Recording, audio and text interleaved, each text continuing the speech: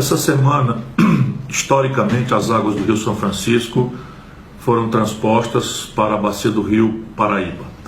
As águas do São Francisco chegaram no sertão da Paraíba e a caminho dos sertões do Ceará, do Rio Grande do Norte, do Nordeste setentrional, que é a região mais seca e onde está o maior conjunto de pessoas pobres do nosso país. E como tudo no Brasil, a gente assiste a história acontecendo no meio de uma grande farsa.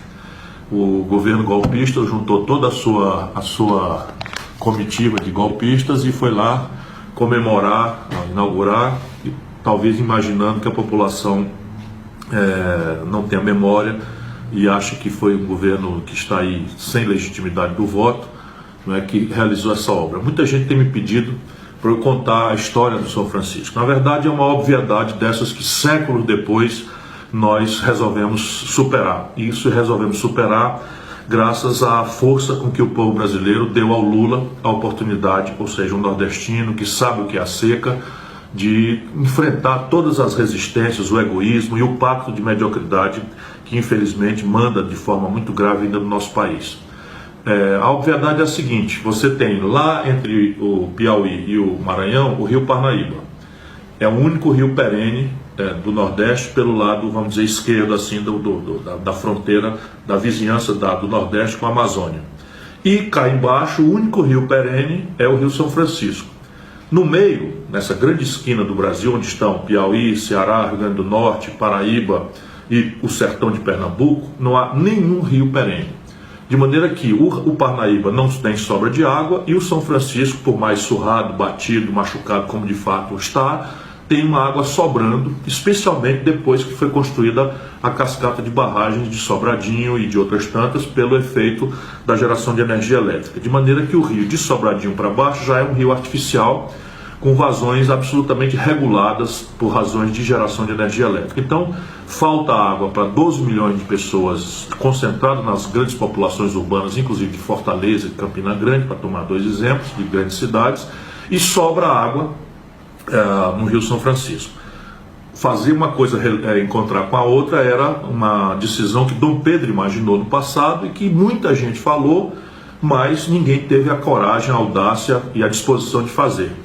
Quando eu disputei a presidência da República, assumi claramente o compromisso de realizar essa obra fundamental para o Brasil, porque o Nordeste setentrional é a maior densidade demográfica de semiárido do mundo. Evidentemente, todos sabem, eu não ganhei a eleição, quem ganhou foi o Lula, e quando ele me chamou para ser ministro da Integração Nacional, ele já me disse que gostaria que eu liderasse o projeto.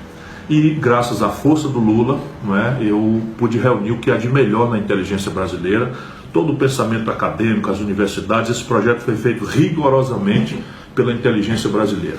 E nós conseguimos racionalizar dramaticamente, diminuímos muito fortemente a necessidade de tirada da água, e a obra é de uma simplicidade técnica razoavelmente compreensível.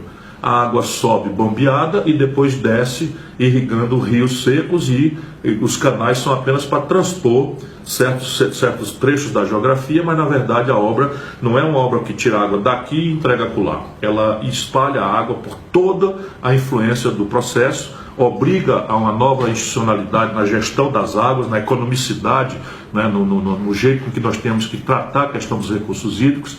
E eu tenho muito orgulho de ver isso acontecendo agora, e considero quase ridícula a ideia, a discussão de quem é o pai disso daí. Se não fosse a coragem, a determinação o presidente Lula, que bancou todos os confrontos que eu tive que fazer, montamos o projeto e agora as águas chegaram.